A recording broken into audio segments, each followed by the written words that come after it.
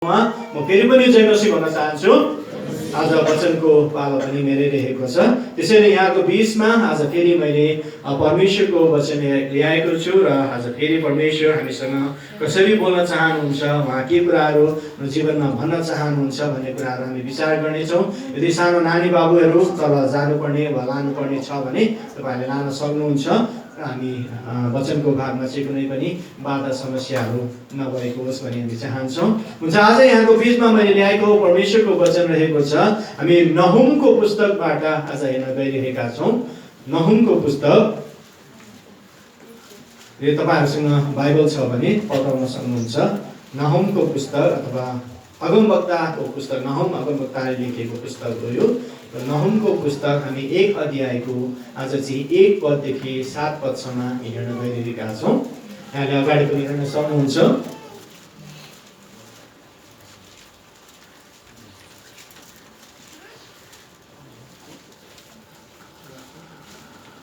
सायद पुरानो कुराहरूमा हामीले अगमवक्ताको पुस्तकहरू त्यति धेरै नपढिएको हुनाले कहाँ छ भनेर खोज्नलाई हामीलाई गाह्रो पनि भइरहेको हुनसक्छ। बिस्तारै खोज्नुहोस्।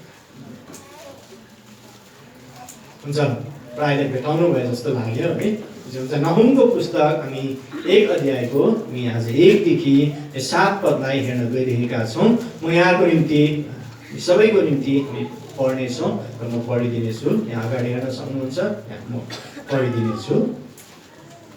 नहुम 1 देखि 7। निनवेको विरुद्धमा परमप्रभुको क्रोध भनेर यहाँ लेखिएको छ।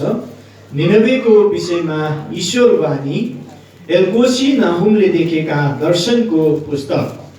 परमप्रभु डाही र बदला लिने परमेश्वर हुनुहुन्छ। परमप्रभुले बदला लिनुहुन्छ र क्रोधले भरपुर हुनुहुन्छ। परमप्रभुले आफ्ना दुश्मनहरूलाई बदला लिनुहुन्छ र शत्रुहरूका लागि क्रोध साँची राख्नुहुन्छ। परमप्रभु रिस गर्नमा धैर्यवान हुनुहुन्छ र उहाँ अति शक्तिशाली हुनुहुन्छ।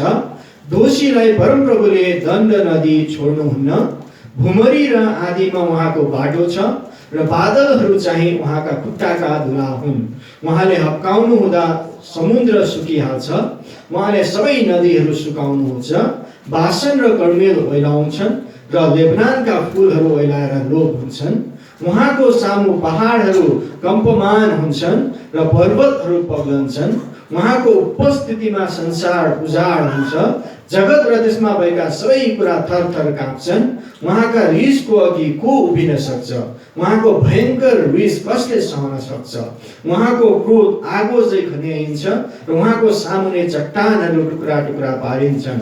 परमप्रभु असल हुनुहुन्छ। दुःखको समयमा उहाँ नै शरणस्थान हुनुहुन्छ। उहाँमाथि भरोसा राख्नेहरूको उहाँले हेरविचार गर्नुहुन्छ। आमेन। आजको यो नहुम 1 अध्यायको 1 देखि 7 पदबाट विशेष यहाँको बीचमा मैले बोल्न चाहेको मुख्य पद चाहिँ 1 अध्यायको 7 पद रहेको छ। र यो 1 अध्यायको 7 पदबाट मैले ल्याएको वचनको विषय चाहिँ परमेश्वर अथवा परमप्रभु असल हुनुहुन्छ भन्ने विषयमा यहाँको बीचमा यो खण्डबाट वचन लिएर आएको छु। द लर्ड इज गुड भनेर अङ्ग्रेजीमा भन्छ। परमप्रभु परमेश्वर असल हुनुहुन्छ। आमेन। परमप्रभु असल हुनुहुन्छ। जस्तो परिस्थितिमा पनि परमप्रभु परमेश्वर चाहिँ असल हुनुहुन्छ भनेर हामी बुझ्न सक्दछौँ। यो नहुमको पुस्तकको छोटो परिचय अथवा पृष्ठभूमि मैले भन्नु पर्दाखेरि मलाई थाहा भए जस्तै यो नहुमको पुस्तक पढ्नलाई अलिकति गाह्रो छ, अप्ठ्यारो पनि छ। किनभनेदेखि यहाँ अगमवक्ताहरूको पुस्तकहरूलाई हामीले हेर्दाखेरि तपाईँले यसैया, यिर्मिया, इजकियल, दानियललाई छोडेर त्यस पछाडि 12 वटा सानो अगमवक्ताहरूको पुस्तकलाई भेटाउनुहुन्छ। 12 वटा पुस्तकहरू। ती 12 वटा पुस्तकहरूलाई चाहिँ सानो अगमवक्ताको पुस्तक भनेर हामी भन्छौँ होइन। यसलाई सानो अगमवक्ताको पुस्तक भन्नुपर्दाखेरि अगमवक्ताहरू चाहिँ सानो सानो थियो भनेर सानो अगमवक्ताको पुस्तक भनेको चाहिँ होइन। यसको चाहिँ उनीहरूको सन्देश अथवा उनीहरूको जुन लेख छ त्यो चाहिँ छोटो भएको हुनाले उनीहरूलाई चाहिँ सानो अगमवक्ताको पुस्तक भनिएको छ। उनीहरू अगमवक्ताको पुस्तकले दिएका यी साना साना सन्देशहरू भए तापनि अथवा छोटो छोटो सन्देश भए तापनि उनीहरूको मुख्य मूल विषय भनौँ अथवा उनीहरूले सिकाएको शिक्षा चाहिँ एकदमै महान महान शिक्षाहरू चाहिँ त्यहाँनिर तपाईँ हामीले पाउन सक्दछौँ भनेर यहाँलाई म जानकारी दिन चाहन्छु। र यहाँनिर यो पुस्तकको लेखकको विषयमा हामीले कुरा गर्ने हो भनेदेखि अगाडि नै नहुम भनेर हामीले नाउँ पाएको अथवा दिएको हामी देख्न सक्दछौँ। नहुम अगमवक्ताले यो पुस्तक चाहिँ लेखेका हुन् भन्ने कुरा हामी बुझ्न सक्दछौँ। यो नहुम भन्ने नाउँको अर्थ यदि हामीले विचार गर्ने हो भनेदेखि यो नहुम भन्नुको अर्थ चाहिँ के हो भनेदेखि यो चाहिँ सान्तवना हो। नहुमको अर्थ चाहिँ के हो? सान्तवना हो है। यसले चाहिँ सान्तवना भनेर यो नहुम भन्ने नाम चाहिँ हामीले नेहेमिया भन्ने नाउँ सुनेका छौँ। यो नेहेमिया भन्ने नाउँको छोटकरी हो, सर्टकट भन्छ यसलाई चाहिँ एब्रिभिएसन गरे जस्तै नेहेमियाको नाउँबाट नै यो नहुम चाहिँ आएको हो र यसको अर्थ चाहिँ सान्तवना भन्ने अर्थ दिन्छ यसले। र हामीलाई थाहा छ कफरनाहुम भन्ने सहरको नाउँ हामीले धेरैचोटि सुन्छौँ बाइबल धर्मशास्त्रमा र इजरायलको इतिहासमा येशू ख्रिस्टले सेवाकाई गरेको ठाउँ र हामीले कफरनाहुम धेरै पटक सुन्ने नाउँ हो।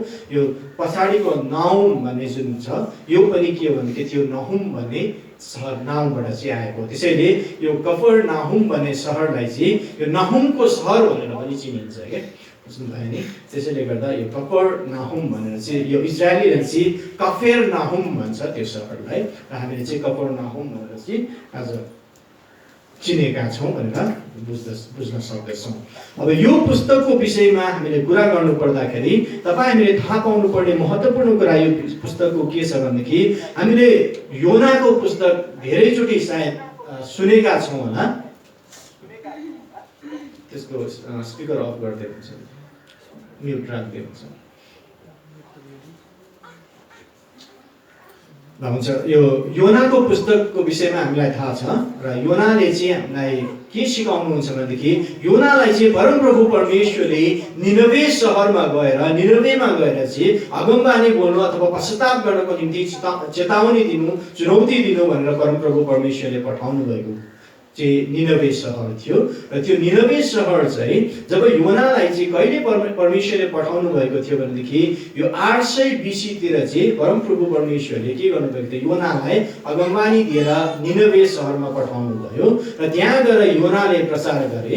र योनाको प्रचारलाई हामीले के पनि भनेर बुझ्दछौँ भनेदेखि संसारमा सबैभन्दा छोटो सुसमाचार सुनाउने तर सबैभन्दा धेरै मानिस एकैचोटि परिवर्तन हुने सुसमाचार भनेर पनि थाहा पाउँदछौँ। र त्यसपछि त्यसको योनाले प्रचार गरेको ठ्याक्कै 1 वर्षपछि यो निनवे सहर जसले चाहिँ भाङ्रा लगाएर खरानी घसेर परमप्रभुको सामु एकदमै पश्चाताप गरेका थिए, ती पश्चाताप गरेका यी निनवेका सहरका मानिसहरू चाहिँ के भयो भनेदेखि योनाले प्रचार गरेको 100 वर्षपछि ठ्याक्कै 1 सेन्चुरी पछि 100 वर्षपछि चाहिँ फेरि जस्ताको त्यस्तै उनीहरू चाहिँ भए। एकदमै घृणित अवस्थामा र एकदमै पाप गर्ने जाति चाहिँ फेरि निनवेका मानिसहरू चाहिँ बने। त्यसर्थ परमप्रभु परमेश्वरले अब नहुम अगमवक्ताद्वारा एउटा दर्शन दिनुभएको छ, जुन दर्शनले चाहिँ अब चाहिँ के हुँदैछ भनेदेखि यो निनवे सहरमा अथवा निनवे सहरका मानिसहरूलाई चाहिँ परमप्रभुको न्याय अथवा क्रोध चाहिँ आउन लागेको कुरा चाहिँ यो नहुमले देखेको दर्शन हो। र यसमा विशेष गरिकन यो निनवे सहरको विषयमा अहिलेको अवस्थामा अथवा यो नहुमले देखेको दर्शनको अवस्थामा तपाईँ हामीले बुझ्नुपर्ने चाहिँ के छ भनेदेखि त्यो बेलामा चाहिँ यो निनवे सहर चाहिँ असुरीहरूको के थियो भनेदेखि राजधानी थियो। असुरीहरू चाहिँ त्यो बेलामा यो समयमा चाहिँ सबैभन्दा शक्तिशाली थिए र विशेष गरिकन इजरायल देशलाई पनि त्यो बेलामा चाहिँ यो असुरीहरूले कब्जा गरेका थिए। र असुरीहरूले कहाँसम्म पुर्याएका थिए भनेदेखि केसम्म गरेका थिए भनेदेखि त्यो समयमा इजरायलीहरू जुन इजरायलको राज्य चाहिँ 2 भागमा विभाजन भएको थियो, इजरायल र यहुदा भनेर, ती ठाउँमा सबैलाई कब्जा गरेर उनीहरूले के गरेका थिए भनेदेखि यस्तो परिस्थितिमा राखेका थिए जुन परिस्थितिमा चाहिँ एकदमै गाह्रो भएको अवस्था थियो। अब आजको खण्डमा आएर नहुम अगमवक्ताले देखेको यो दर्शन चाहिँ के हो भनेदेखि परमप्रभुले इजरायलीहरूलाई उनीहरूको पापको कारणले गर्दाखेरि असुरीहरूलाई प्रयोग गरेर उनीहरूमाथि के ल्याउनु भयो, दण्ड ल्याउनु भयो। भनेदेखि तर परमप्रभु परमेश्वरले फेरि अर्को प्रतिज्ञा के गर्नुभयो भनेदेखि असुरीहरूले तिमीहरूमाथि न्याय गरेका छन् अथवा तिमीहरूलाई दण्ड ल्याएका छन् तर म यी असुरीहरूलाई पनि छोड्ने छैन यी असुरीहरूको पनि म सर्वनाश गर्नेछु भनेर चाहिँ प्रतिज्ञा गर्नुभएको थियो र त्यो प्रतिज्ञा अनुसार आज असुरीहरूको कसरी नाश हुँदो रहेछ भन्ने कुराको अगमबानी चाहिँ देख्ने व्यक्ति भनेर नहुमलाई चाहिँ हामी चिन्दछौँ र नहुमले चाहिँ यो असुरीहरूको नाश जो सर्वनाशको विषयमा देखिएको दर्शन चाहिँ यो आजको खण्ड हो भनेर हामी बुझ्न सक्दछौँ र यो दर्शन चाहिँ कहिले आएर पुरा हुन्छ भनेदेखि 612 बीसीमा आएर चाहिँ जब बेबिलोनीहरूले के गर्छन् भनेदेखि यो असुरीहरूलाई पूर्ण रूपमा सर्वनाश गरेर उनीहरूमाथि कब्जा गर्छन् र इजरायलीहरूलाई पनि उनीहरूले सबै सारा रूपमा चाहिँ लिन्छन् त्यो समयमा चाहिँ के हुन्छ यो अगमबानी चाहिँ पुरा हुन्छ 612 मा त्यसैले योनाले 800 बीसीमा अगमबानी गरेर अथवा सुसमाचार सुनाएर परिवर्तन गरेको निनवे शहर चाहिँ 100 वर्षपछि के हुन्छ फेरि पूर्ण रूपमा पापमा फर्केर जान्छ त्यसपछि लगभग 745 एडी बीसी तिर आएर के हुन्छ भनेदेखि असुरीहरूको राजधानी भएर पापले भरिपूर्ण भएको त्यो ठाउँमा चाहिँ के गर्नुहुन्छ भने परमप्रभु परमेश्वरले नहुमलाई के दिनुहुन्छ दर्शन दिनुहुन्छ र त्यसपछि 612 मा आएर त्यो दर्शन चाहिँ बेबिलोनीहरूले कब्जा गर्दाखेरि चाहिँ त्यो पुरा भएको हामी बुझ्न सक्दछौँ र यो आजको खण्डबाट विशेष 1 अध्यायको 7 पदमा आएर हामी के देख्न सक्दछौँ भनेदेखि यस्तो परिस्थितिमा 1 देखि 6 पदलाई हामी हेर्दाखेरि यस्तो घोर अन्धकारको समयमा यस्तो सबै कुरा नष्ट भएको अवस्थामा पनि के त परम प्रभु परमेश्वर चाहिँ असल हुनुहुन्छ भनेर चाहिँ नहुम अगमवक्ताले देखेको दर्शन हो। अब उसो परमप्रभु परमेश्वर हामी दुःखमा हुँदा हामी कष्टमा हुँदा हामी समस्यामा हुँदा जब इजरायली र आफ्ना प्रजाहरू यति कष्टमा हुँदा पनि कसरी चाहिँ असल हुनुभयो त भन्ने कुरा चाहिँ आज यहाँहरूको बिचमा मैले बाँड्न चाहेको विषय रहेको छ। त्यसैले परमप्रभु परमेश्वर कसरी असल हुनुहुन्छ भन्ने विषयमा 3वटा कुरा आजको खण्डबाट म यहाँहरूको बिचमा राख्न गइरहेको छु। प्रियहरू हामीलाई थाहा भएको होला कतिजनालाई सुन्नुभएको पनि होला एउटा नाम छ जसको चाहिँ एकदमै महान उहाँ चाहिँ मिसनरी भन्नाले सुसमाचार प्रचार गर्ने महान व्यक्ति हुनुहुन्छ उहाँ र उहाँको विषयमा भन्नुपर्दा उहाँ चाहिँ अलेन गार्डिनर भन्ने व्यक्ति हुनुहुन्छ है। अलेन गार्डिनर भन्ने व्यक्तिको विषयमा चाहिँ यदि तपाईँहरूले सुन्नुभएको छ भनेदेखि उहाँ चाहिँ को हुनुहुन्छ भनेदेखि उहाँ मिसनरी हुनुहुन्छ र अमेरिकाको एउटा पहिलाको जमानामा एकदमै विकट ठाउँमा गएर एकदमै कठोरपूर्ण अवस्थामा चाहिँ मिसनरी अथवा सुसमाचार सेवकाई गर्ने व्यक्ति चाहिँ यो अलेन गार्डिनर भन्ने व्यक्ति हुनुहुन्छ। यो व्यक्तिको विषयमा मैले यहाँको विषयमा भन्नुपर्दाखेरि उहाँको जीवनको कष्टपूर्ण कुराहरू चाहिँ यस प्रकारले उहाँले लेख्नु भएको थियो। उहाँले सुसमाचार सुनाउनको निम्ति त्यो ठाउँमा जाँदाखेरि उहाँले भोग्नु भएको यति कठोर यति दुःख कष्टहरूको विषयमा चाहिँ उहाँले लेख्नुभयो र उहाँले भन्नुभयो त्यो ठाउँमा गएर सुसमाचार गर्दा उहाँले सेवकाई गर्दाखेरि उहाँको असफलता उहाँ एक्लोपन महसुस गर्नुभएको कुरा यी सबै कुरा चाहिँ उहाँले लेख्नु भएको कुराहरू सुन्न सक्छौँ। र त्यसपछि 57 वर्षको उमेरमा चाहिँ उहाँ मर्नुभयो अनि 57 वर्षको उमेरमा मर्दाखेरि उहाँले दैनिक रूपमा लेखेको एउटा डायरी उहाँको हातमा भेटाइयो त्यो मर्ने बेलामा। अनि उहाँले लेखेको त्यो डायरीको विषयमा हामीले हेर्दाखेरि अथवा पढ्न पाउँदाखेरि चाहिँ त्यो डायरीमा कसरी लेखिएको छ भनेदेखि त्यो डायरीमा चाहिँ उहाँले त्यो टापु हो अमेरिकाको एउटा टापुमा गएर उहाँ चाहिँ यो पिक्टोन आइल्यान्ड भन्ने टापुमा गएर उहाँले सेवा गर्नुहुन्थ्यो। त्यहाँ सेवा गर्दाखेरि उहाँले कति समयसम्म चाहिँ उहाँ भोको रहनुभयो, कति समय चाहिँ उहाँले पानी पनि पिउन पाउनु भएन र त्यसपछि कति चोटहरू चाहिँ उहाँको शरीरमा लागे र कति समय चाहिँ उहाँ लोन्ली होइन एक्लोपन महसुस भएर चाहिँ जिउनु भयो भन्ने विषयमा चाहिँ त्यो डायरीमा लेखिएको हामी देख्न सक्दछौँ।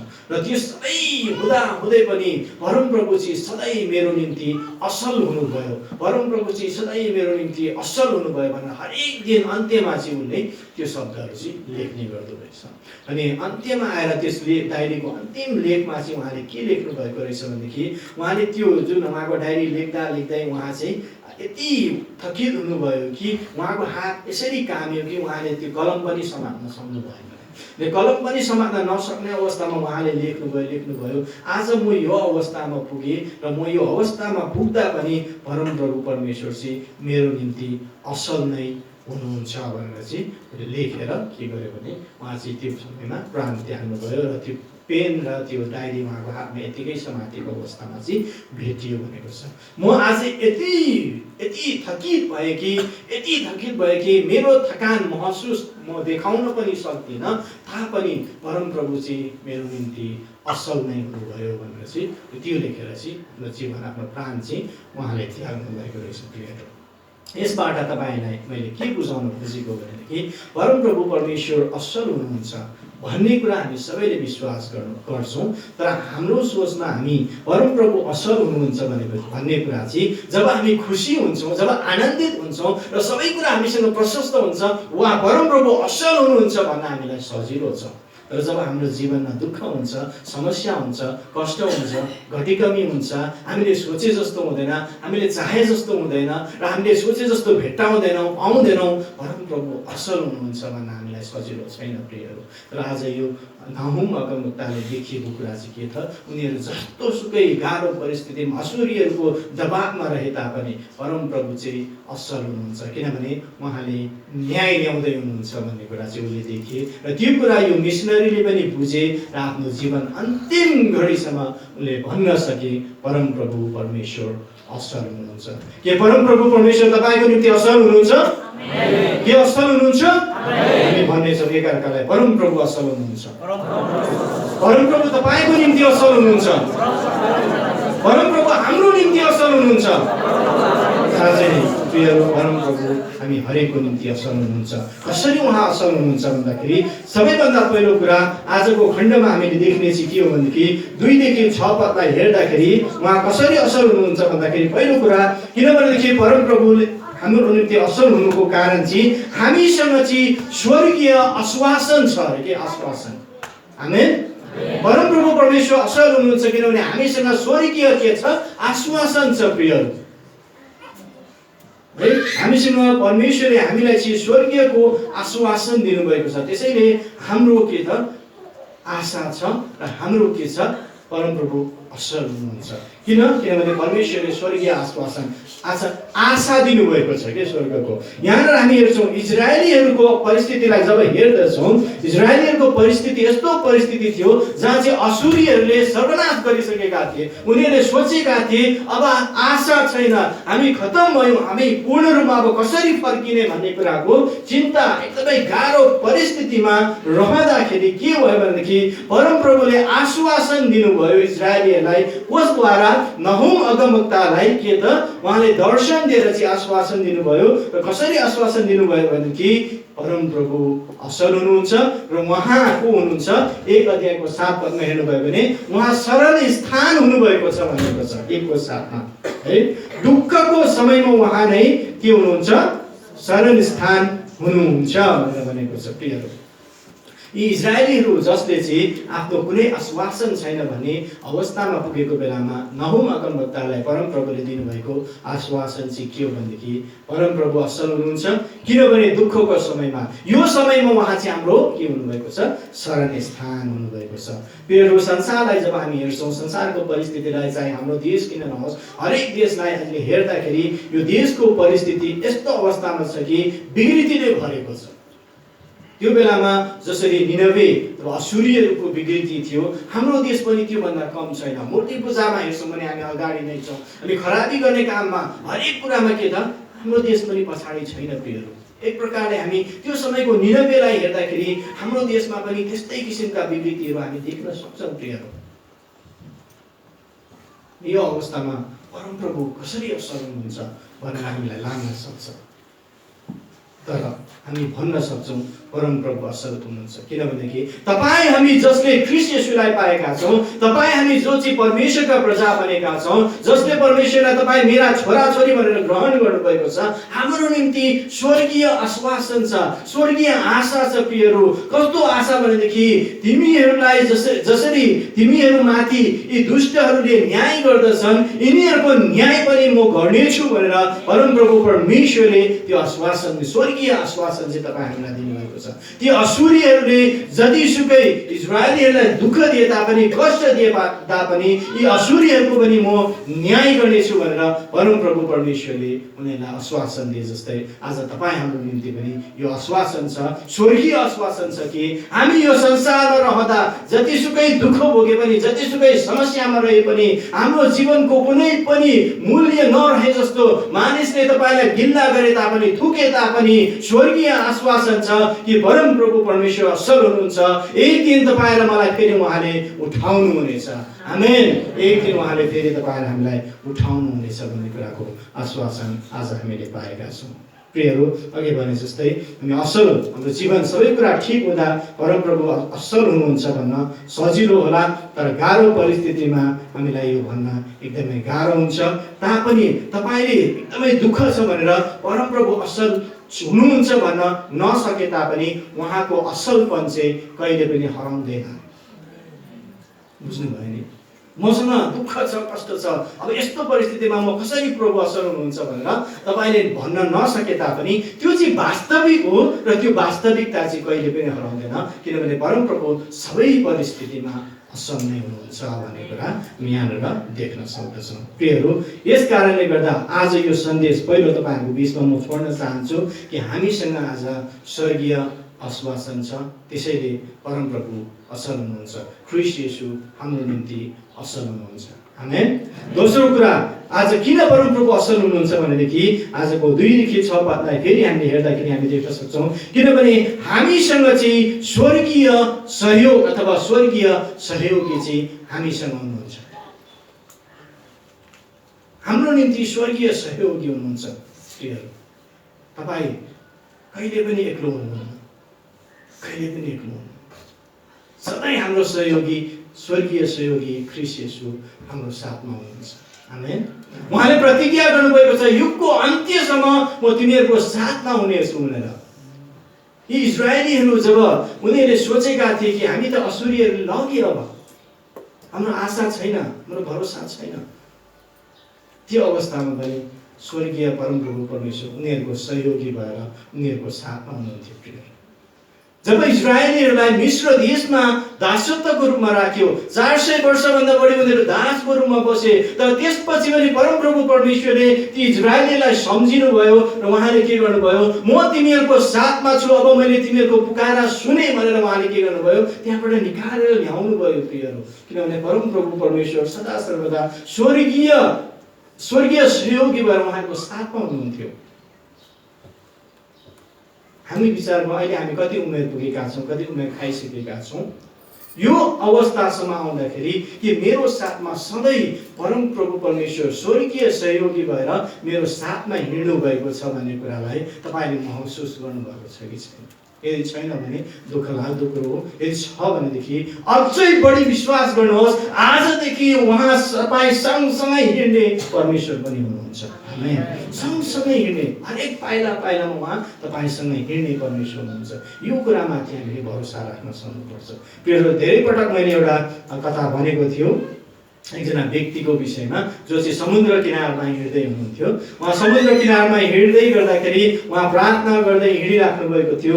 प्रार्थना गरेर हिँड्दै गर्ने क्रममा अचानक उहाँ हिँडिरहेको ठाउँमा 2वटा पाइला होइन, त्यो बालुवामाथि उहाँले 4वटा पाइला देख्नुभयो। 4वटा पाइला देखेपछि उहाँ अति खुसी हुनुभयो। उहाँले विचार गर्नुभयो, हो म त एक्लो होइन, म सँगसँगैको त मेरो परमेश्वर हिँडिराख्नु भएको रहेछ भनेर एकदमै खुसी हुनुभयो। र दूरसम्म उहाँ जाँदै गर्नुभयो। र जाँदै गर्दाखेरि अचानक फेरि उहाँले केवल 2वटा मात्र पाइलाहरू त्यहाँबाट देख्नुभयो। 4वटाबाट 2टा हराए, 2टा मात्रै देख्नुभयो।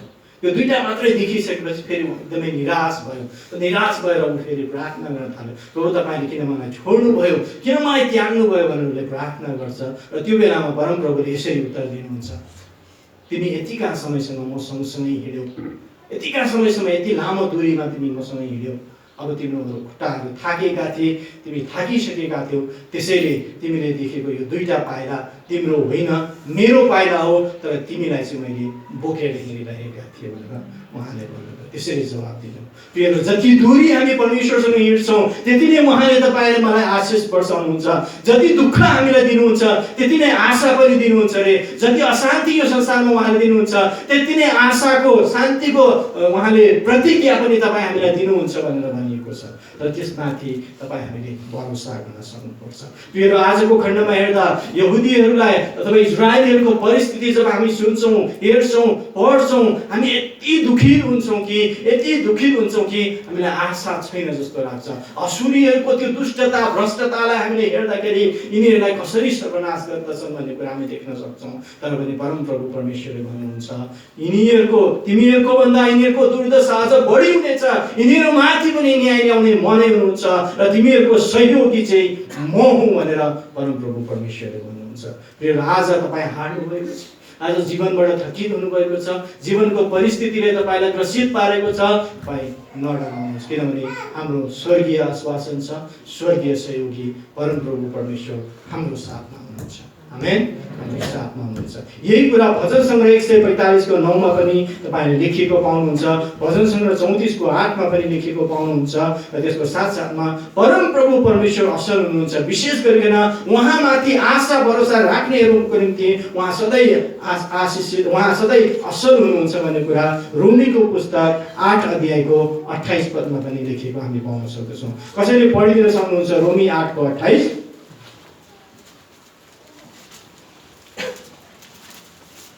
रोमीको पुस्तक 8 अध्यायको 28 पद कसैले पाउनुभयो भने पढिदिन सक्नुहुन्छ।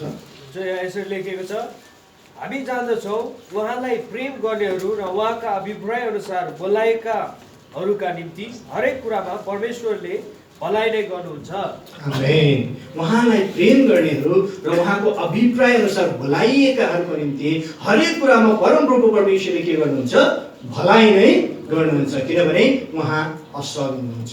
आमेन, उहाँ असल हुनुहुन्छ। प्रियहरू, त्यसैले आजको खण्डमा 2 पदमा तपाईँ हेर्नुभयो भने उहाँले भन्नुभएको, उहाँलाई के भनेको छ, उहाँ चाहिँ के हुनुहुन्छ, कस्तो हुनुहुन्छ भन्दाखेरि परमप्रभु चाहिँ डाही र बदला लिने परमेश्वर हुनुहुन्छ भनेर भनेको छ। डाही परमेश्वर र बदला लिने। डाही, जब मानिसले डाहा गर्छ त्यो चाहिँ पाप हो।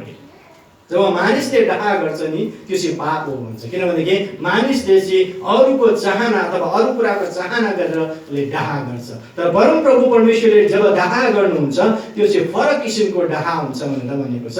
र उहाँको डाहा चाहिँ के हो भनेदेखि कस्तो हो भनेदेखि हामी उहाँका हौँ र उहाँको पोजेसन भन्नाले उहाँको सम्पत्ति हौँ र हामी कहिले पनि उहाँबाट नहराओस् भन्ने किसिमको डाहा चाहिँ उहाँले गर्नुहुन्छ।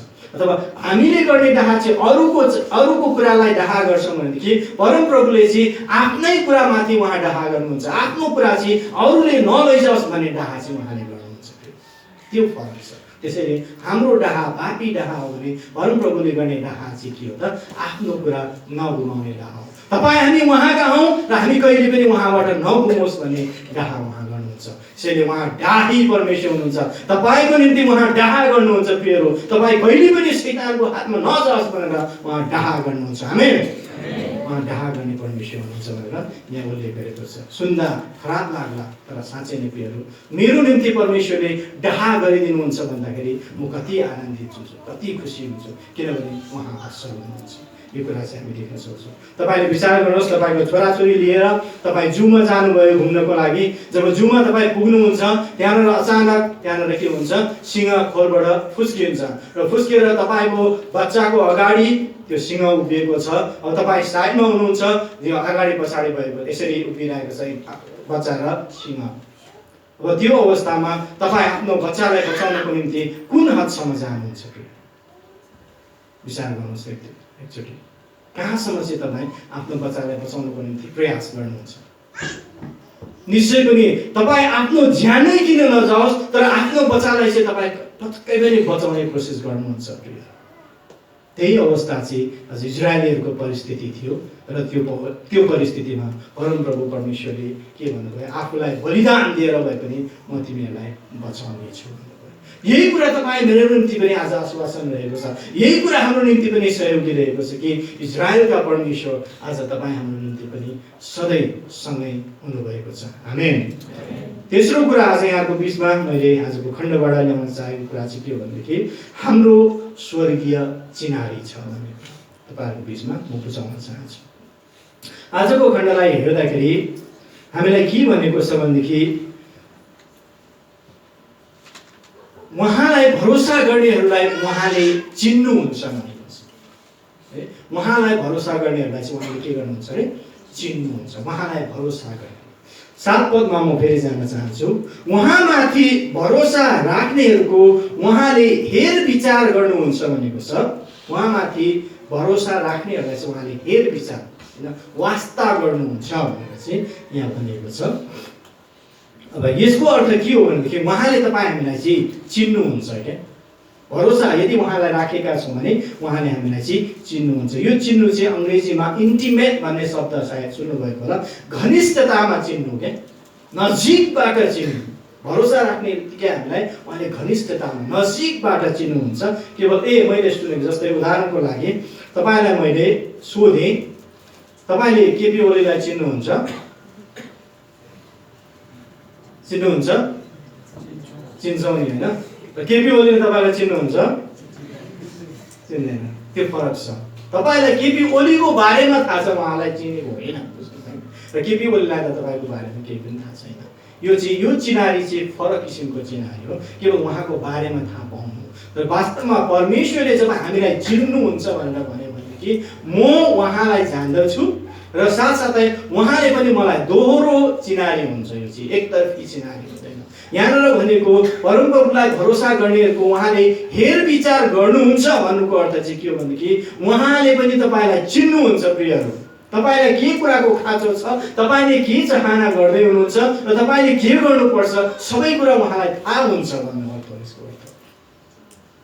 जब इजरायलीहरू असुरीहरूको हातमा के दुःख कष्ट भोगिरहेको परिस्थिति थियो, त्यो परिस्थितिमा उनीहरूको चाहना के छ भन्ने कुरा परमप्रभु परमेश्वरलाई थाहा थियो। त्यसैले नहुम अगमवक्तालाई उहाँले दर्शन दिनुभयो र दर्शनमा उहाँले के भन्दै हुनुहुन्छ? म असल छु, म असल छु र आज तिमीहरू जुन परिस्थितिमा छौ यो परिस्थिति चाहिँ ती असुरीहरूको पनि हुनेछ। उनीहरूमाथि पनि मैले के गर्नेछु? न्याय ल्याउनेछु भनेर चाहिँ उहाँले भन्नुभएको कुरा हामी यहाँ देख्न सक्दछौँ। प्रियहरू, यो कस्तो किसिमको चिनारी हो अथवा कस्तो किसिमको वास्ता हो भनेदेखि तपाईँले उत्पत्तिको पुस्तकमा पढ्नुभयो भने 21 अध्यायको 17 पदमा तपाईँले हेर्दाखेरि के देख्नुहुन्छ भनेदेखि त्यहाँ चाहिँ हगारको विषयमा तपाईँले पढ्न पाउनुहुन्छ। हगारलाई जब अब्राहमले विवाह गरे र विवाह गरेर इस्माइल जन्माए, इस्माइल जन्माएपछि सारा एकदमै रिसाउँछन्। किनभनेदेखि उनको श्रीमान अब्राहमले हगारपट्टि आफ्नो हृदय बढी देखाएको अवस्था हामी देख्छौँ। र त्यसपछि अब्राहमले आफ्नो श्रीमती सारालाई भन्छन्, तिम्रो दासी हो, तिम्रै अगाडि छ, तिमीले के गर्न चाहन्छौ गर भन्दाखेरि साराले हगारलाई घरबाट निकालेर पठाइदिन्छ। त्यो अवस्थामा परमप्रभु परमेश्वरले के गर्नुहुन्छ? हगारको पुकारा सुन्नुहुन्छ र हगारलाई वास्ता गर्नुहुन्छ। उहाँले भन्नुहुन्छ, मैले तिम्रो पुकारा सुने, तिमीलाई देखेको छु भनेर उहाँले वचनद्वारा बोल्नुहुन्छ। त्यो किसिमको देख्ने परिस्थिति, जुन दुःख जुन समस्यामा हुन्छ त्यो अवस्थामा देख्ने परिस्थिति चाहिँ यो हेरविचारमा प्रयोग गरेको शब्द एउटै शब्द छ।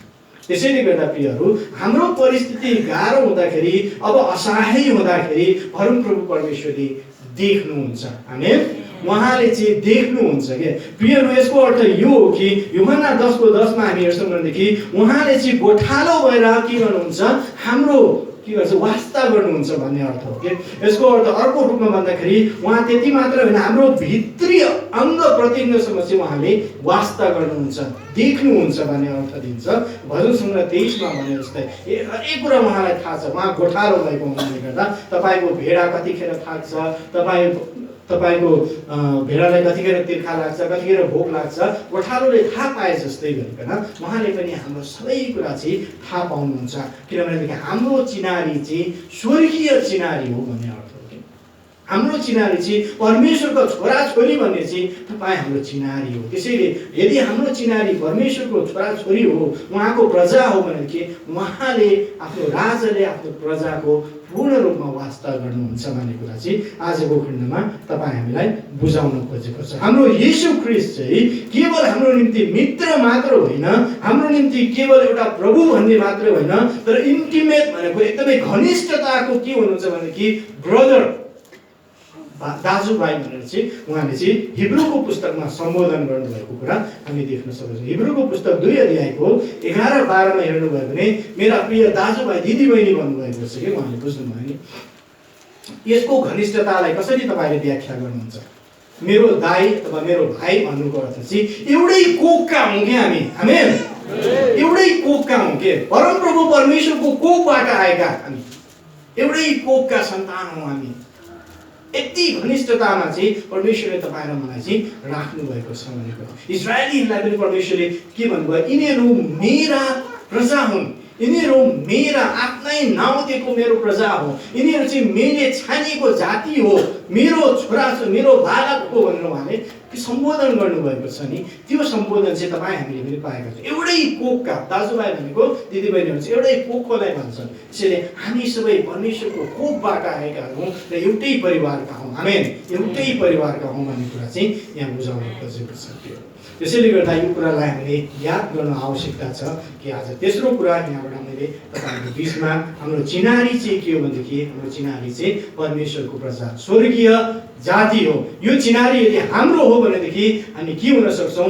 भन्न सक्छौँ परमप्रभु परमेश्वर असल हुनुहुन्छ, आमेन, परमप्रभु परमेश्वर असल हुनुहुन्छ। जसरी नहुमले आज भनेका छन्, यही शब्दलाई म उहाँको शब्दमा भन्नुपर्दाखेरि मेरो निम्ति, तपाईको निम्ति, हाम्रो निम्ति परमप्रभु परमेश्वर असल हुनुहुन्छ।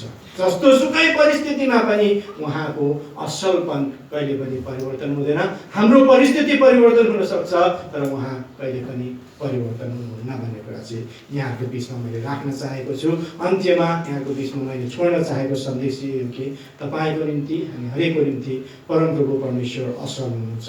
एकचोटि एकजना बालक हुनुहुन्थ्यो अरे, त्यो बालकले के गरे भनेदेखि अब हजुरआमालाई गएर उसको जीवनमा, बालक हुनाले भर्खरको होइन, लगभग 15-16 वर्षको छिटो, अनि उसले आफ्नो हजुरआमालाई गएर उसको जीवनमा भइरहेको सबै कुरा फरक गलत कुराहरू चाहिँ उसले भनेछ।